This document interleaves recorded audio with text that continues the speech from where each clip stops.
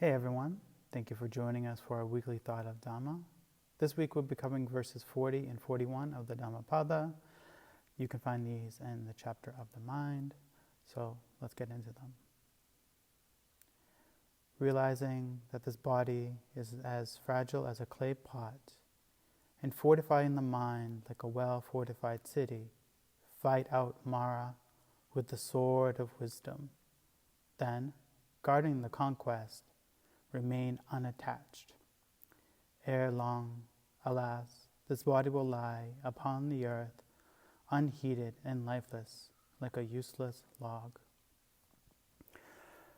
Though it might not be a very pleasant thought and something that we don't want to pay much attention to, but it's of utmost importance to come to understand that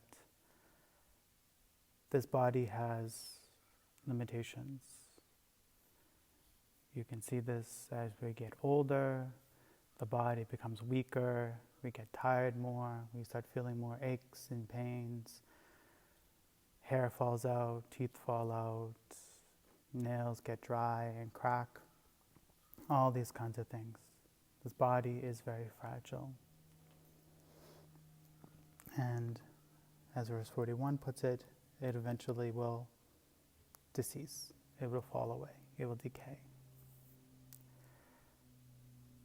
So coming to this realization, to this understanding that this body is impermanent, anicca, constantly aging from the time of conception to birth, childhood, old age, so on and so forth,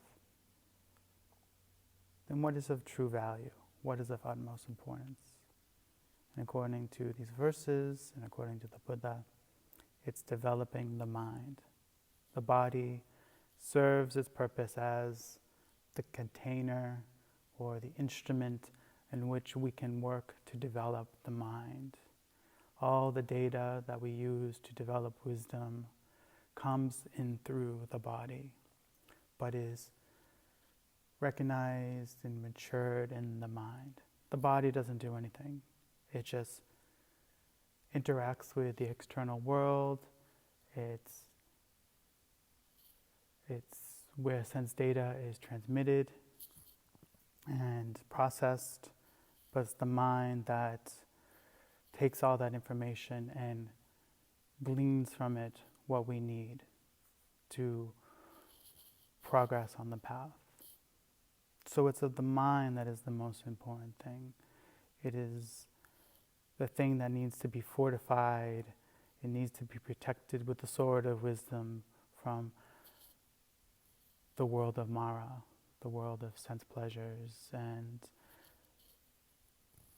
unwholesome states of mind, like greed, hatred, and delusion. And no matter what phase of life we're in, no matter whether we're young or old, we still have this opportunity to work on the mind. Though the body might be old and fragile, but the mind still might be sharp. It still might be able to develop the weapons, the sword of wisdom, on which to help us on the path.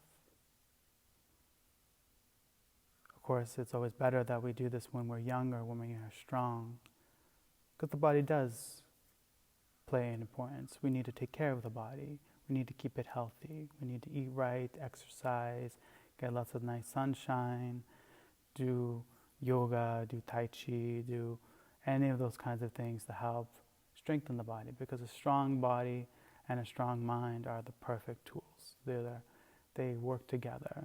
There's this constant connection in life with the body and mind. And you can see this when you're practicing meditation. When the body is nice and calm and relaxed, then the mind settles down more easily and becomes much more relaxed. And when the mind is nice and calm, the body becomes more calm. So there is this connection between the body and the mind. But the body is made out of the four elements, it's made out of matter. Therefore, it has its time stamp, it's aging, and becomes worn out. It cracks and breaks like a clay pot. But the mind will always remain the mind. It needs to be purified and cleansed and progress on the spiritual path. So these are some important things that we need to keep in mind constantly in our daily lives. So I hope these words were of some help, and I hope it gives you a lot of insight so that you can continue practicing along the journey and continue on with your practice and be able to attain Nibbana sooner rather than later. So thank you everybody for listening.